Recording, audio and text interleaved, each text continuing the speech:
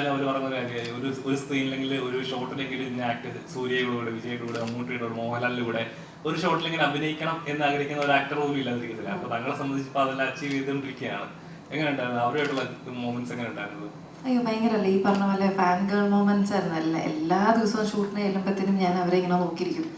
അതായത് അവരെന്താണ് ചെയ്യുന്നത് നോക്കും, അവരെ ഒബ്സർവ് ചെയ്യും, അവരെങ്ങനെയാണ് സെറ്റിൽ ബിഹേവ് ചെയ്യുന്നത്, ഇൻ ആൻഡ് ഔട്ട്. ഇപ്പോൾ ആക്ടിങ്, ക്യാമറയ്ക്ക് മുന്നിലും പുറകിലും എങ്ങനെയാണ് അവർ.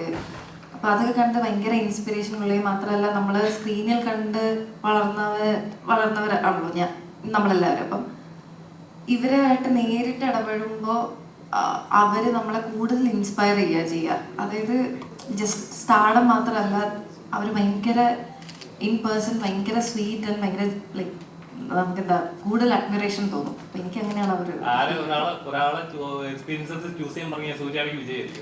അയ്യോ അങ്ങനെ ഒരിക്കലും പറ്റത്തില്ല. രണ്ടുപേരെയും എന്താ പറയാ, നമുക്ക് കമ്പയർ ചെയ്യാൻ പോലും പറ്റത്തില്ല.